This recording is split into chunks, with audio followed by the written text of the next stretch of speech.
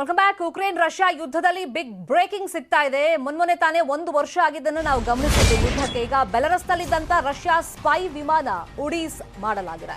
Belarus airbase ನಲ್ಲಿ ಗೂಢಚರ್ಯ ವಿಮಾನ ಇತ್ತು. ರಷ್ಯಾ ವಿಮಾನ A-50U ಅವಾಕ್ಸ್ ಸಂಪೂರ್ಣವಾಗಿ ನಾಶ ಮಾಡಲಾಗಿದೆ. A-50U ಅವಾಕ್ಸ್ ವಿಮಾನ ನಾಶದಿಂದ ಪುಟಿನ್ ಸಹಜವಾಗಿ ಕೆಂಡ ಕಾರ್ತಾ ಇದ್ದಾರೆ. ನೇರವಾಗಿ ಯುದ್ಧಕ್ಕೆ ಹಾಗಾದ್ರೆ ಬೆಲರಸ್ ಧುಮುಕುತ್ತಾ ಅನ್ನೋ ಚರ್ಚೆ ಇದೀಗ ಹುಟ್ಕೊಂಡಿದೆ.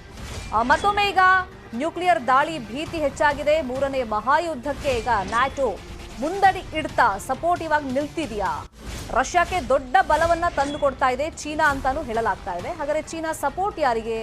ಚೀನಾದಿಂದ ರಷ್ಯಾಕ್ಕೆ ಶಸ್ತ್ರಾಸ್ತ್ರ ರವಾನೆಗೆ ಸಿದ್ಧತೆಗಳಾಗ್ತಾ ಇದೆ. ತೈವಾನ್ ಹಿನ್ನೆಲೆಯಲ್ಲಿ ಪುಟಿನ್ ಶಿ ಜಿನ್ಪಿಂಗ್ ಒಪ್ಪಂದವನ್ನ ಮಾಡಿಕೊಂಡಿದ್ದಾರೆ ಅಂತ ಹೇಳಲಾಗ್ತಾ ಇದೆ.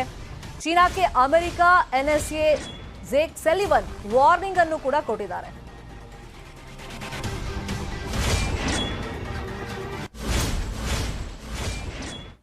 ಹಾಗಾದ್ರೆ ಬೆಲರಸ್ ನೇರವಾಗಿ ಯುದ್ಧವನ್ನ ಸಾರುತ್ತಾ 3ನೇ ಮಹಾಯುದ್ಧ ನಡೆದು ಹೋಗುತ್ತಾ? ಸದ್ಯಕ್ಕೆ ಸಿಚುವೇಶನ್ ಅಲ್ಲಿ ಹೇಗಿದೆ? ಇದ್ರ ಬಗ್ಗೆ ಇನ್ ಡೀಟೇಲ್ ಆಗಿ ವಿತ್ ಮ್ಯಾಪ್ ಎಕ್ಸ್ಪ್ಲೈನ್ ಮಾಡೋದಕ್ಕೆ ನಮ್ಮ ಡೆಪ್ಯೂಟಿ ನ್ಯೂಸ್ ಎಡಿಟರ್ ರೆಡಿ ಇದ್ದಾರೆ. ರಾಘವೇಂದ್ರ ಗುಡಿ. ಓವರ್ ಟು ಯು ರಾಘವೇಂದ್ರ ಗುಡಿ.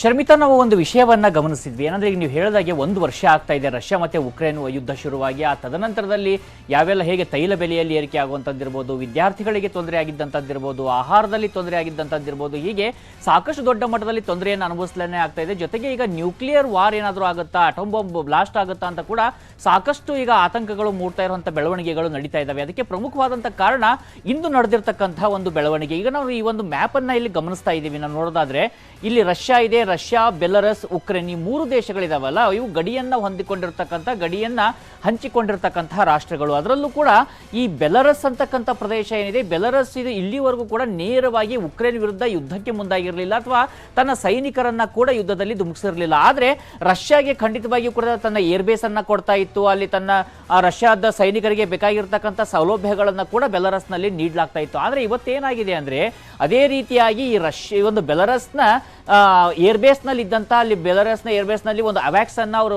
ಇಟ್ಟಿರ್ತಾರೆ ರಷ್ಯನ್ಸ್. ಅವಾಕ್ಸ್ ಅಂದ್ರೆ early warning airborne and control system ಅಂತ ಅದನ್ನು ಹೇಳಲಾಗುತ್ತೆ. ಅಂದ್ರೆ ಯಾವುದೇ ಒಂದು ದೇಶದ ಮೇಲೆ ಹೋಗದೆ ಕೂಡ ಸುಮಾರು 500 ಕಿಲೋಮೀಟರ್ ಅಂತರದಲ್ಲಿ ಯಾವೆಲ್ಲ ಒಂದು ಬೆಳವಣಿಗೆಗಳಾಗ್ತಾ ಇದಾವೆ, ಅಲ್ಲಿ ಏನಾದರೂ ವಿಮಾನಗಳು ಹಾರ್ತಾ ಇದಾವ ಅಥವಾ ಅಲ್ಲಿ ಮಿಸೈಲ್ಸ್ಗಳು ಬರ್ತಾ ಇದಾವ ಅಥವಾ ಅಲ್ಲಿರ್ತಕ್ಕಂಥ ಪ್ರಮುಖವಾಗಿರ್ತಕ್ಕಂಥ ಅಂಶಗಳನ್ನ ಪತ್ತೆ ಹಚ್ಚುವಂತಿರ್ಬೋದು. ಒಂದು ರೀತಿಯಿಂದ ನೋಡೋದಾದ್ರೆ ಸ್ಪೈ ಪ್ಲೇನ್ ಅಂತ ಕೂಡ ಅದನ್ನ ನಾವು ಕರಿಬಹುದು. ಹಾಗೆ ಇರ್ತಕ್ಕಂಥ ಒಂದು ಸ್ಪೈ ಪ್ಲೇನ್ ಏನಿತ್ತು ಅದನ್ನ ಒಂದು ಡ್ರೋನ್ ಅನ್ನ ಬಳಸಿಕೊಂಡು ಇವತ್ತು ನಾಶ ಮಾಡಲಾಗಿದೆ. ಹಾಗಿದ್ರೆ ಆ ಡ್ರೋನ್ ಅನ್ನ ಬಳಕೆ ಮಾಡಿದಂಥವ್ರು ಯಾರು? ಅದು ನ್ಯಾಟೋದ ಡ್ರೋನ್ ಆಗಿರೋದಾ, ಉಕ್ರೇನ್ ಡ್ರೋನ್ ಆಗಿರೋದು? ಯಾಕಂದ್ರೆ ಉಕ್ರೇನ್ ಬಳಿಯಲ್ಲಿ ಅಂತ ಒಂದು ಸಫಿಸ್ಟಿಕೇಟೆಡ್ ಆಗಿರ್ತಕ್ಕಂಥ ಡ್ರೋನ್ ಇಲ್ಲ. ಅದೇ ನಾವು ನೋಡೋದಾದ್ರೆ ಅಮೆರಿಕ ಬಳಿಯಲ್ಲಿ ಅಂತ ಒಂದು ಅಟ್ಯಾಕ್ ಡ್ರೋನ್ಸ್ ಗಳಿದಾವೆ. ನ್ಯಾಟೋ ಬಳಿಯಲ್ಲಿ ಇವತ್ತು ಸಾಕಷ್ಟು ಆ ರೀತಿಯಾಗಿರ್ತಕ್ಕಂಥ ಡ್ರೋನ್ಸ್ ಗಳಿದಾವೆ. ಹೀಗಾಗಿ ನ್ಯಾಟೋನೇ ಈ ರೀತಿಯಾಗಿರ್ತಕ್ಕಂಥ ದಾಳಿಯನ್ನ ಬೆಲರಸ್ ನಲ್ಲಿ ಮಾಡಿದೆ ಇವತ್ತು ಅಂತ ಹೇಳಿ ರಷ್ಯಾ ಸಾಕಷ್ಟು ಕೆಂಡವನ್ನ ಕಾರ್ತಾ ಇದೆ. ಪುಟಿನ್ ಕೂಡ ಈ ಒಂದು ವಿಚಾರಕ್ಕೆ ಸಂಬಂಧಪಟ್ಟಾಗೆ ಸಾಕಷ್ಟು ಒಂದು ಆಕ್ರೋಶವನ್ನ ಕೂಡ ವ್ಯಕ್ತಪಡಿಸ್ತಾ ಇದ್ದಾರೆ. ಆದ್ರೆ ಈಗ ಬೆಲರಸ್ನ ಪಾತ್ರ ಏನಾಗಿರುತ್ತೆ ಅನ್ನೋದು ಇವತ್ತು ಪ್ರಮುಖವಾಗಿರ್ತಕ್ಕಂಥ ಚರ್ಚೆ. ಇಲ್ಲಿಯ ತನಕ ಕೂಡ ಬೆಲರಸ್ ಯಾಕೆ ತನ್ನ ಸೈನಿಕರನ್ನ ಯುದ್ಧದಲ್ಲಿ ಧುಮುಕಿಸಿರಲಿಲ್ಲ ಅಂದ್ರೆ ಒಂದು ಕಾರಣ ಇತ್ತು ಅದಕ್ಕೆ. ಅಂದ್ರೆ ನೇರವಾಗಿ ನನ್ನ ಮೇಲೆ ಅಥವಾ ನಮ್ಮ ದೇಶದ ಮೇಲೆ ಇಲ್ಲಿಯವರೆಗೂ ಕೂಡ ಯಾವುದೇ ರೀತಿಯಾಗಿರ್ತಕ್ಕಂಥ ದಾಳಿ ನಡೆದಿಲ್ಲ. ಹೀಗಿದ್ದಾಗ ನಾವು ಉಕ್ರೇನ್ ವಿರುದ್ಧ ನಮ್ಮ ಸೇನೆಯನ್ನ ಕಳಿಸೋದಿಲ್ಲ ಅಂತ. ಈಗ ಒಂದು ವೇಳೆ ಏನಾದರೂ ಹೀಗೆ ನಡೆದಿರ್ತಕ್ಕಂಥ ದಾಳಿ ನಮ್ಮ ದೇಶದ ಸಾರ್ವಭೌಮತೆಯ ಮೇಲೆ ನಡೆದಿರ್ತಕ್ಕಂಥ ದಾಳಿ ಅಂತ ಬೆಲರಸ್ ಭಾವಿಸಿದಂಥ ಸಂದರ್ಭದಲ್ಲಿ ಖಂಡಿತವಾಗಿ ಬೆಲರಸ್ ಕೂಡ ತನ್ನ ಸೈನಿಕರನ್ನ ಉಕ್ರೇನ್ನಲ್ಲಿ ಕಳಿಸುವಂತ ಎಲ್ಲ ಸಾಧ್ಯತೆಗಳು ಕಂಡು ಬರ್ತಾ ಇದ್ದಾವೆ. ಹಾಗಾಗಿದ್ದೇ ಆದಲ್ಲಿ ರಷ್ಯಾಗೆ ಒಂದು ದೊಡ್ಡ ಮಟ್ಟದಲ್ಲಿ ಆನೆ ಬಲ ಸಿಗುತ್ತೆ. ಜೊತೆಗೆ ನ್ಯಾಟೋ ಕೂಡ ಇಲ್ಲಿ ಮತ್ತಷ್ಟು ವ್ಯಗ್ರವಾಗುವಂತ ಸಾಧ್ಯತೆ ಇರುತ್ತೆ. ನ್ಯಾಟೋ ಕೂಡ ಮತ್ತಷ್ಟು ಪಡೆಗಳನ್ನ ಕಳಿಸುವಂತ ಸಾಧ್ಯತೆಗಳು ಇರ್ತವೆ. ಹಾಗಿದ್ರೆ ಇದು ಏನ್ ಮಾಡುತ್ತೆ, ಇದು ಏನಾಗೋದಕ್ಕೆ ಕಾರಣ ಆಗಬಹುದು ಅಂತ ಕೂಡ ಇವತ್ತು ಸಾಕಷ್ಟು ಪ್ರಶ್ನೆಗಳು ಮೂಡ್ತಾ ಇದ್ದಾವೆ. ಈ ಒಂದು ದಾಳಿ ಆತಂಕಕ್ಕೆ ಮೂಡಿಸಿರೋದಕ್ಕೂ ಕೂಡ ಕಾರಣ ಆಗಿರೋದು. ಇವತ್ತು ನಾವು ಭಾರತದ ಪಾತ್ರದ ಬಗ್ಗೆ ಕೂಡ ಮಾತನಾಡ್ತಾ ಇದ್ವಿ. ಅಮೆರಿಕ ಕೂಡ ಇತ್ತೀಚೆಗೆ ಒಂದು ಹೇಳಿಕೆಯನ್ನು ಕೊಟ್ಟಿತ್ತು. ಏನಂದ್ರೆ ಇಲ್ಲಿಯವರೆಗೂ ಕೂಡ ಪುಟಿನ್ ನ್ಯೂಕ್ಲಿಯರ್ ಆಟಮ್ಸ್ ಅನ್ನ ನ್ಯೂಕ್ಲಿಯರ್ ಬಾಂಬ್ ಅನ್ನ ಬಳಸದೇ ಇರೋದಕ್ಕೆ ಭಾರತದ ಪಾತ್ರ ಮಹತ್ವದ್ದಾಗಿದೆ. ಭಾರತ ಒಂದು ರಷ್ಯಾವನ್ನ ಕಂಟ್ರೋಲ್ ಮಾಡ್ತಾ ಇದೆ ನ್ಯೂಕ್ಲಿಯರ್ ಬಾಂಬ್ ಅನ್ನ ಬಳಸದೇ ಇರೋದಕ್ಕೆ ಅಂತ. ಆದ್ರೆ ಯಾವಾಗ ದಾಳಿ ಹೆಚ್ಚಾಗ್ತಾ ಹೋಗುತ್ತೋ, ಯಾವಾಗ, ಯಾಕಂದ್ರೆ 1 ವರ್ಷ ಆಲ್ರೆಡಿ ಕಳೆದು ಹೋಗಿದೆ. ಇವತ್ತು ರಷ್ಯಾ ನಾವು ನೋಡೋದಾದ್ರೆ ಏಕಾಂಗಿಯಾಗಿರ್ತಕ್ಕಂಥದ್ದು, ಅದಕ್ಕೆ ಯಾವುದೇ ರೀತಿಯಾಗಿರ್ತಕ್ಕ ವೆಪನ್ ಸಿಸ್ಟಮ್ಸ್ ಗಳು ಸಿಗ್ತಾ ಇಲ್ಲ ಅಥವಾ ಹಣಕಾಸಿನ ನೆರವುಗಳು ಸಿಗ್ತಾ ಇಲ್ಲ. ಬದಲಾಗಿ ಈಗ ತೈಲವನ್ನ ಭಾರತ ಕೊಂಡುಕೊಳ್ತಾ ಇದೆ. ಆ ರೀತಿಯಾಗಿ ಯುರೋಪಿಯನ್ ರಾಷ್ಟ್ರಗಳು ಕೂಡ ಕೊಂಡುಕೊಳ್ತಾ ಇದ್ದಾವೆ. ಆದ್ರೆ ಜೊತೆಗೆ ಅದರ ವಿರುದ್ಧ ಓಟನ್ನ ಭಾರತ ಹಾಕ್ತಾ ಇಲ್ಲ ಅನ್ನೋದಾದ್ರೂ ಕೂಡ ಶಸ್ತ್ರಾಸ್ತ್ರಗಳ ಕೊರತೆ ಖಂಡಿತ ಕಾಣ್ತಾ ಇದೆ. ಹೀಗಾಗಿ ಸಹಜವಾಗಿ ಇಲ್ಲಿ ಪುಟಿನ್ ಬಳಿಯಲ್ಲಿ 2 ಆಯ್ಕೆಗಳಿರ್ತವೆ. ಒಂದು, ಈ ಯುದ್ಧವನ್ನ ನಿಲ್ಲಿಸಿ ಸಂಪೂರ್ಣವಾಗಿ ಇಲ್ಲಿಯವರೆಗೂ ವಶಪಡಿಸಿಕೊಂಡಿರ್ತಂಥ ಉಕ್ರೇನ್ ಭೂಮಿಯನ್ನ ಮರಳಿಸೋದು, ಇಲ್ದಿದ್ರೆ ಈ ಯುದ್ಧವನ್ನ ಮತ್ತಷ್ಟು ತೀವ್ರಗೊಳಿಸೋದು. ಹಾಗೆ ತೀವ್ರಗೊಳಿಸೋದಾದ್ರೆ ಏನನ್ನ ಮಾಡಬಹುದು? ಒಂದು, ಬೇರೆ ರಾಷ್ಟ್ರಗಳ ಸಪೋರ್ಟ್ ಅನ್ನ ಪಡೆದುಕೊಳ್ಳುವಂಥದ್ದು ಇರ್ಬೋದು, ಅಥವಾ ನ್ಯೂಕ್ಲಿಯರ್ ಬಾಂಬ್ಸ್ ಗಳನ್ನ ಮಿಸೈಲ್ಸ್ ಗಳನ್ನ ಕೂಡ ಬಳಸುವಂತ ಸಾಧ್ಯತೆಗಳು ದಟ್ಟವಾಗಿ ಗೋಚರಿಸ್ತಾ ಇದಾವೆ. ಯಾಕಂದ್ರೆ ಇತ್ತೀಚೆಗಷ್ಟೇ ಮಾತನಾಡಿದಂಥ ಪುಟಿನ್ ಒಂದು ಹೇಳಿಕೆಯನ್ನ ಕೊಟ್ಟಿದ್ರು. ಏನಂದ್ರೆ, ನಾವು ಈ ಒಂದು ಅಮೆರಿಕ ಜೊತೆಯಲ್ಲಿದ್ದಂಥ ನ್ಯೂಕ್ಲಿಯರ್ ಒಪ್ಪಂದದಿಂದ ಹಿಂದೆ ಸರಿತಾ ಇದ್ದೀವಿ, ನಾವು ಇನ್ನ ನ್ಯೂಕ್ಲಿಯರ್ ಹೊಸ ಹೊಸ ಬಾಂಬ್ಗಳನ್ನ ಮಿಸೈಲ್ಸ್ ಗಳನ್ನ ಬ್ಲಾಸ್ಟ್ ಮಾಡಿ ಟ್ರಯಲ್ ಮಾಡೋದಕ್ಕೆ ಶುರು ಮಾಡ್ತೀವಿ ಅಂತ. ಖಂಡಿತವಾಗಿ ಅದು ಕೂಡ ಇಲ್ಲಿ ಸೂಚನೆಯನ್ನ ಕೊಡ್ತಾ ಇದೆ. ಏನಾದ್ರೂ ಯುರೋಪ್ ಮೇಲೆ ನ್ಯೂಕ್ಲಿಯರ್ ದಾಳಿ ಆಗಬಹುದನ್ನುವಂತ ಆತಂಕ ಇವತ್ತು ದಟ್ಟವಾಗಿ ಆವರಿಸ್ತಾ ಇದೆ.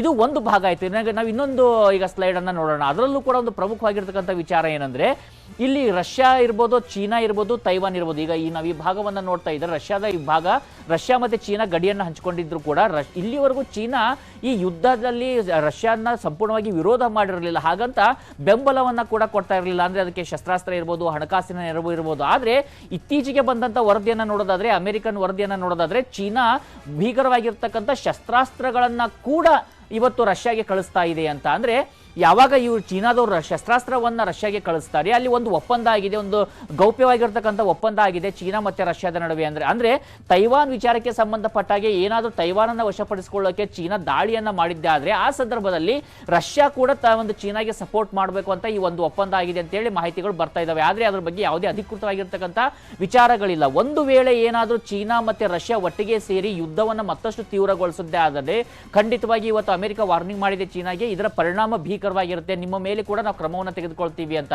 ಚೀನಾದ ಮೇಲೆ ಖಂಡಿತವಾಗಿ ಮಿಲಿಟರಿ ಕ್ರಮವನ್ನು ತೆಗೆದುಕೊಳ್ಳೋಕೆ ಆಗದೆ ಇರಬಹುದು, ಆದರೆ ಆರ್ಥಿಕವಾಗಿ ದೊಡ್ಡ ಮಟ್ಟದ ಸರ್ಜಿಕಲ್ ಸ್ಟ್ರೈಕ್ ಅನ್ನ ಚೀನಾ ಮೇಲೆ ಮಾಡುವಂತ ಎಲ್ಲ ರೀತಿಯಾಗಿರ್ತಕ್ಕಂಥ ಸಾಧ್ಯತೆಗಳು ಮತ್ತೆ ಸೌಲಭ್ಯಗಳು ಇವತ್ತು ಅಮೆರಿಕದ ಬಳಿಯಲ್ಲಿದ್ದಾವೆ. ಹೀಗಾಗಿ ಇದೆಲ್ಲ ಆದಾಗ ಏನಾಗುತ್ತೆ, ಖಂಡಿತವಾಗಿ ಕೂಡ ಇಡೀ ವಿಶ್ವ ಮತ್ತೊಂದು ಬಾರಿ ನಿರ್ಧಾರ ಮಾಡಬೇಕಾದಂತ ಒಂದು ಸಂದರ್ಭ ಬರುತ್ತೆ.